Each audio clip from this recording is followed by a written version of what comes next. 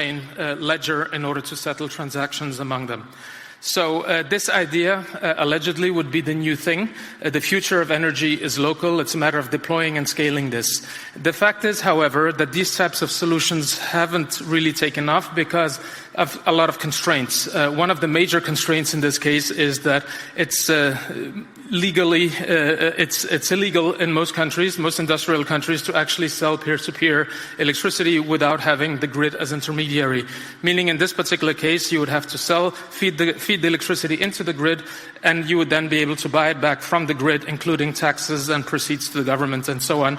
So, in that sense, although the technology is feasible, the opportunity to scale it wouldn't really make sense, or doesn't exist currently.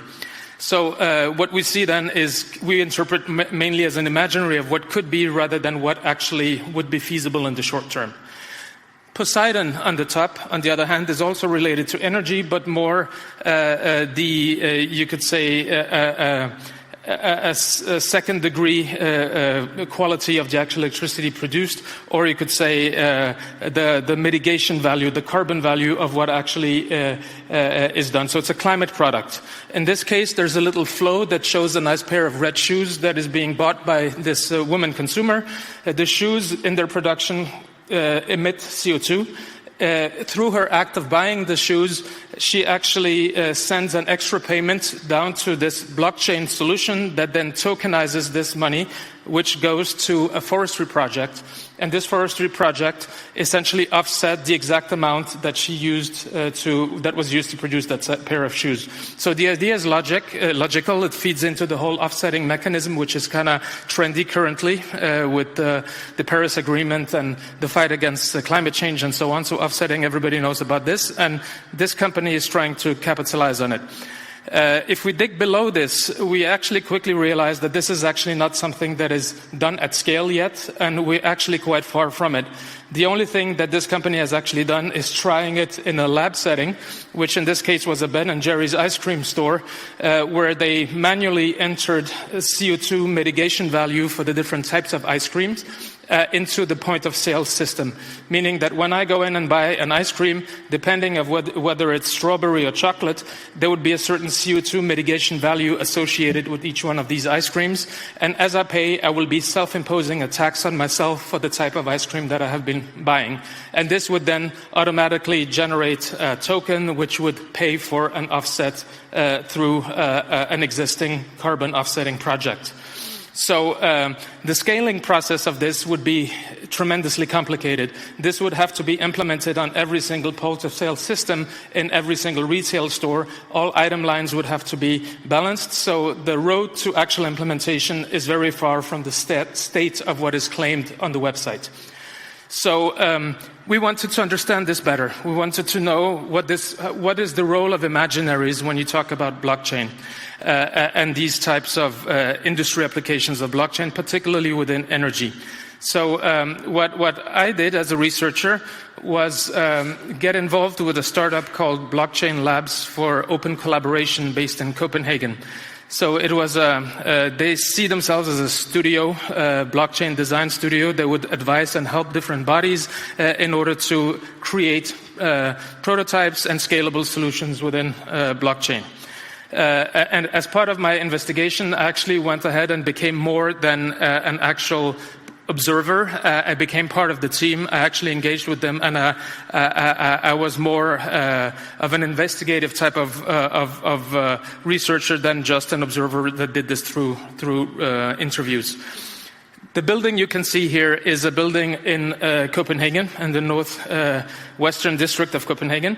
The municipality wanted to revitalize this area, so they basically allocated this building to a project which had many different ideas to be played out. One of them was blockchain technology. They wanted to see whether the inhabitants of this building could, in fact, as was the case in Brooklyn, exchange electricity between themselves peer-to-peer based on the solar installation that they would then install on the roof of this building. Other elements would be vertical farming and local production. So on the roof they would have a greenhouse, and another idea was that they would have a cafe and a restaurant at the ground floor in order to attract the local inhabitants to take part in this and create foster a greater sense of community in this area, which is also, generally speaking, one of the rougher neighborhoods of Copenhagen.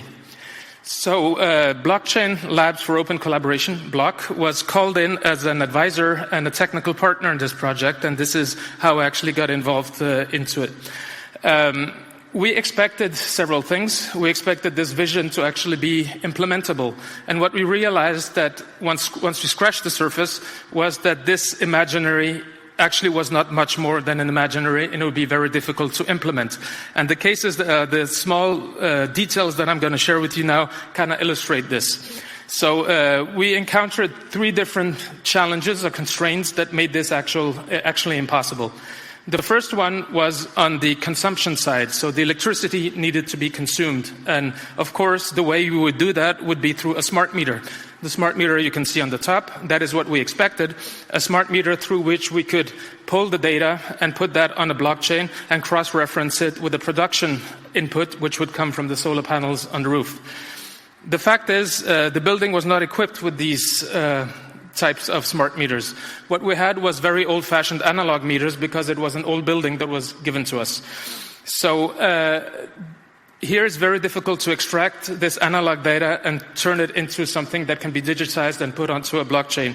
So the whole exercise became one of trying to work around this, try to figure out how do we redesign the project so it's still feasible. So essentially a tinkering and a hack, if you like. And in this case, it would be through optical sensors.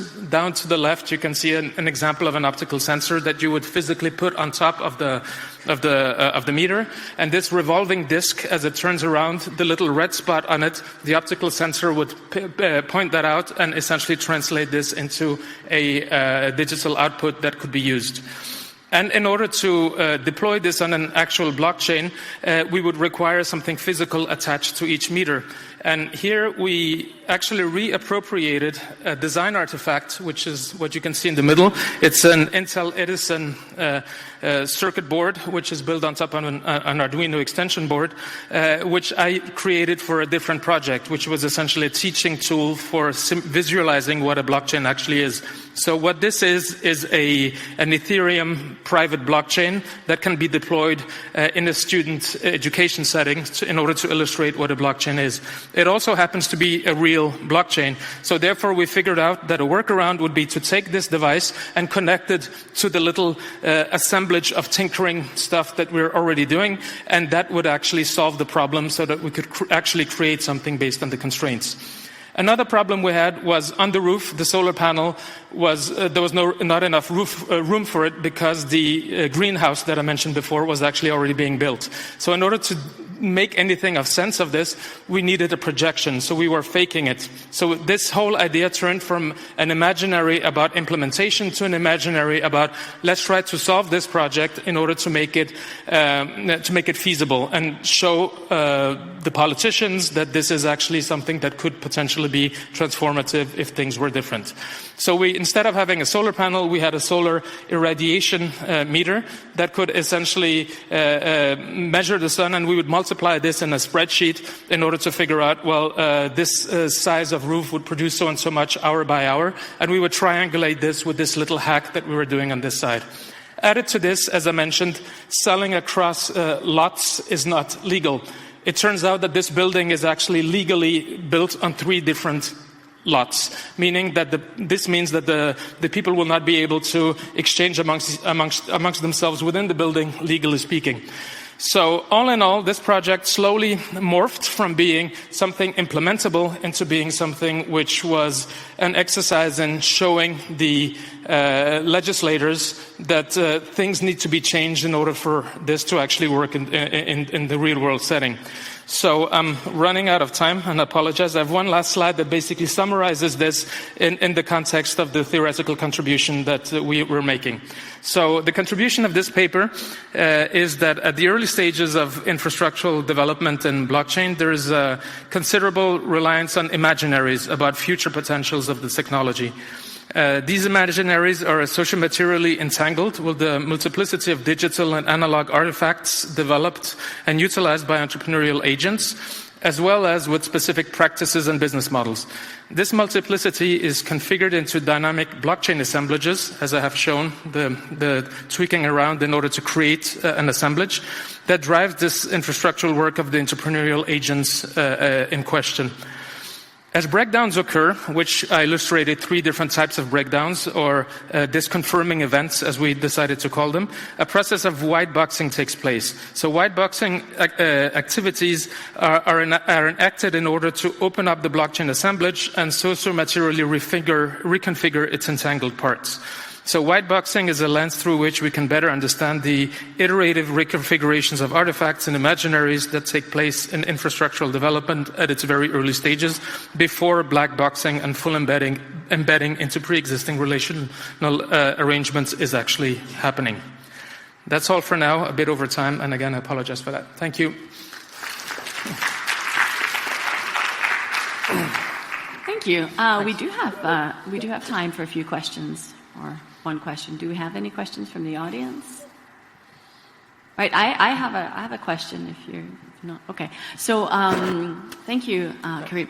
I thought it was very interesting to relate back to the first presentation where we talked about quantum computing, because there was a lot of experts saying, well, maybe this is a lot of imaginaries, imagined use, but it was actually hard to see how it could be implemented, and it seems like it's a little bit the same with the blockchain. I found it very interesting that it's basic infrastructure that comes in the way.